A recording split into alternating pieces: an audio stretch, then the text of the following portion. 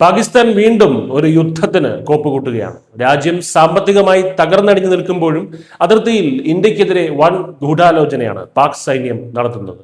പാക് സൈനിക മേധാവി അസിം മുനീറിന്റെ നേരിട്ടുള്ള നിർദ്ദേശപ്രകാരം അതിർത്തിയിൽ ഖടക് എന്നറിയപ്പെടുന്ന കൊലയാളി സംഘത്തെ വിന്യസിച്ചു കഴിഞ്ഞു.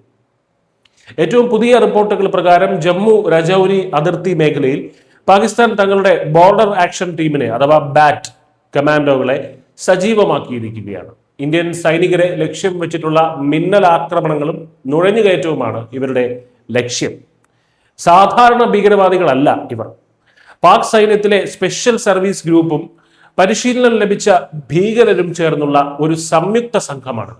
അതിർത്തിയിൽ വലിയൊരു ആക്രമണത്തിന് ഇവർ കോപ്പുകൂട്ടുന്നു എന്നതിന്റെ വ്യക്തമായിട്ടുള്ള സൂചനകളാണ് രഹസ്യാന്വേഷണ ഏജൻസികൾക്ക് ലഭിച്ചിരിക്കുന്നത്. കൃത്യമായ പദ്ധതികളോടെയാണ് ഈ നീക്കം. നിയന്ത്രണ രേഖയിലെ കോട്ട്ലയിൽ നിന്ന് രജൌരിയിലെ നൌഷേര സെക്ടറിലേക്ക് അൽ ബദർ കമാൻഡർ അബു ഫിയാൻ തന്റെ സംഘത്തെ നീക്കിക്കഴിഞ്ഞു. സമാനമായി ലഷ്കർ ഇ തോയ്ബയുടെ യൂണിറ്റുകൾ അക്നൂർ സെക്ടറിലും നിലയുറപ്പിച്ചിട്ടുണ്ട്.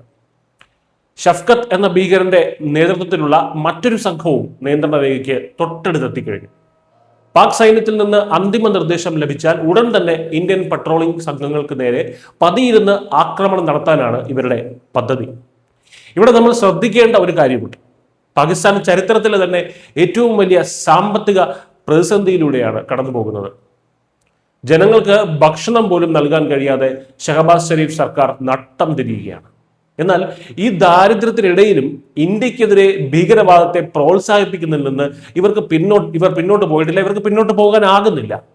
കാശ്മീരിലെ സമാധാനം തകർക്കുക വഴി ഇന്ത്യയെ സമ്മർദ്ദത്തിലാക്കാമെന്നും അതുവഴി സ്വന്തം നാട്ടിലെ ജനങ്ങളുടെ ശ്രദ്ധ തിരിക്കാമെന്നുമൊക്കെയാണ് പാക് ഭരണകൂടം കണക്ക് കൂട്ടുന്നത്. അതിർത്തിയിൽ ഏത് നിമിഷവും ഒരു പ്രകോപനം ഉണ്ടായേക്കാം എന്ന ജാഗ്രതാ നിർദ്ദേശം നിലവിലുണ്ട്. പാകിസ്ഥാന്റെ ഈ ഭീരുത്വപരമായിട്ടുള്ള നീക്കങ്ങളെ തകർത്തെറിയാൻ ഇന്ത്യൻ സൈന്യം സർവ്വസജ്ജമായി കഴിഞ്ഞു. അതിർത്തിയിലെ ഓരോ നീക്കവും ഇപ്പോൾ ഇന്ത്യൻ സൈന്യത്തിന്റെ നിരീക്ഷണത്തിലാണ്. News desk news India Malayalam.